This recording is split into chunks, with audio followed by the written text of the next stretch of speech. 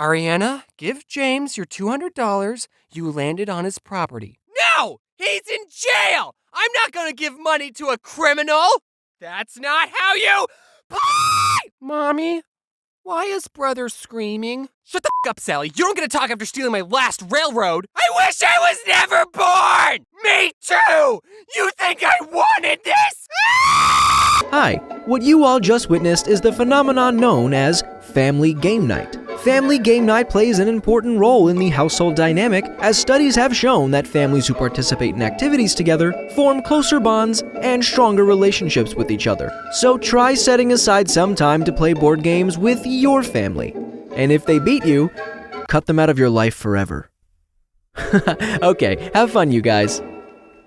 I like board games. I guess any game that doesn't involve me getting up and moving around I'm a huge fan of. Also, since I'm bad at everything and don't like playing games against someone who's better than me, I really love the games that don't require any type of skill, like the game Chutes and Ladders, which I just learned today has another name called Snakes and Ladders. And I'm going to call it that instead, because I'd rather draw snakes than chutes. In Snakes and Ladders, you have no free will. You're at the mercy of a single dice, and I love it. While I was looking up walkthroughs for Snakes and Ladders, I quickly learned that this game was made for preschoolers, which is probably why it's so simple. Or how about the game Sorry, which is the most unapologetic game I've ever played. There's some strategy in that game, but most of the time you're just getting revenge on the players who've wronged you. And the creators of Sorry knew this because the tagline of the game is, Sorry, the game of sweet revenge. Which, if you think about it, is a pretty funny oxymoron. Aha! Take this! Sorry. I know how to play chess, but like most things, I'm not very good at it. Unless I'm playing against someone under the age of 4, I don't want to play that game. Because it shows everyone how bad I am at planning ahead. That's a game that's 100% strategy-based. It's like the IQ test of board games. Beating someone in chess will put you more ahead academically than anyone with a Harvard degree. And you'll get more babes. However, there is one exception, and that is, it's okay to lose at chess if you're playing against a computer, even if it's on easy mode. Computers are way better at planning ahead than anyone, because I don't know how, but a human made a computer that can beat the world's best chess player, but the creator of the computer can't beat the world's best chess player. So I guess that means it's game over. We tried our best, but we've peaked. Whenever you beat a computer in chess, it was going easy on you. Imagine if we made a computer that could beat the world's best Snakes and Ladders player. I would pay money to see a Snakes and Ladders championship. And everyone watching knows that the person playing is just some Joe Schmo that acts like the world's best Snakes and Ladders player, but they're all still excited. And there's real snakes that you get to slide down? That would be amazing! Sign me up.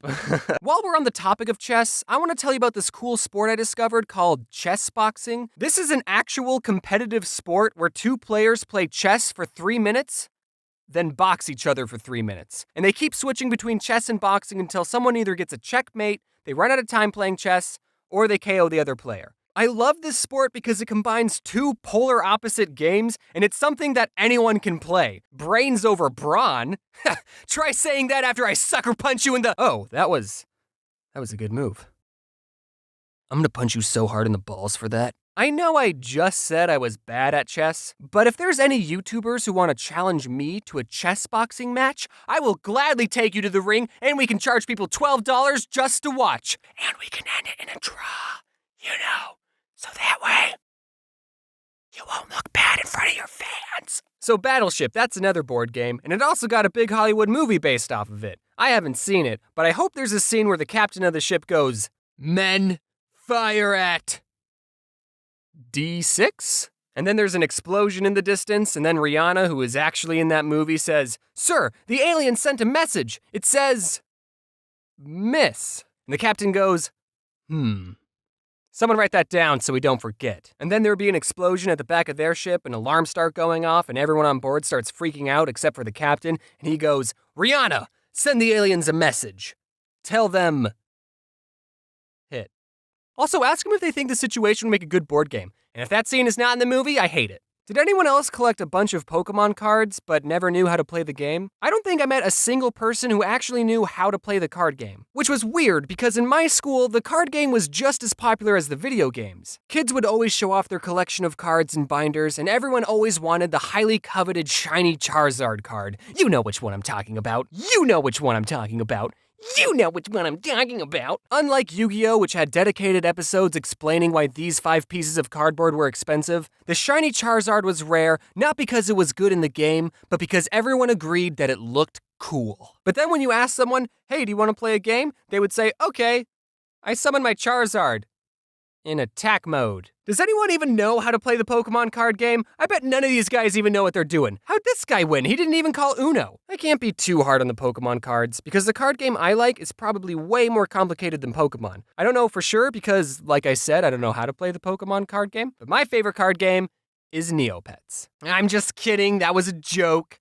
Kind of. I did actually own a lot of Neopet cards. I don't remember exactly how to play. I do remember you have to get 21 points to win, which got me into playing blackjack, but it's okay that I don't remember how to play, because no one else is playing this game. I wanted to find some footage of a Neopet TGC championship, only to come to the disappointing realization that no Neopet championship exists, which is sad. So if there's any YouTubers watching who want to fight my Scorchio, square up. Okay, but for real, the card game I like the most is Magic the Gathering. And fun little factoid, all 3 card games I've mentioned were created by the same company, Wizards of the Coast. Hey, is that a Monopoly reference? I've been playing Magic since 2007, and back then the game was a lot more simple. Look at some of these more recent cards. First, see how many words are on them? And if we flip them over, they merge into an even bigger card. What? If you showed these cards to my 11-year-old self, I would have lost my marbles. My favorite thing about Magic is when Dick Garfield, was first creating the game in 1993, he didn't really have an accurate way of testing the cards to make sure they're all fair and balanced, and he ended up creating some of the most overpowered cards in Magic. And players today refer to these cards as the Power 9, because there were 9 really good ones, which is why every single one of them is banned. Now, don't get me wrong, the Power 9 are good cards, but none of them are like, you win the game good. Take this one for example, Ancestral Recall. All it says is, draw 3 cards, or force opponent to draw 3 cards. Which is stupid that they added that last part. Why would you ever give your opponent 3 more cards to beat you with? Now, I know what you're thinking. Wait, a slightly better Pot of Greed, which is a card that allows me to draw 2 new cards from my deck and place them into my hand, is one of the top 9 most powerful Magic cards? Yeah, Pot of Greed is banned too. Games play such an important role in childhood, and here's what they all teach us. In Magic, if you're really good at what you do, no one will invite you to their tournament. Monopoly, white-collar crime is okay. Battleship, just guess and check. Snakes and ladders, if you see a ladder, climb it immediately. And no one cares about Neopets. Now, if you excuse me, I have to show this prison guard my coupon I have that lets me get out of jail anytime I like.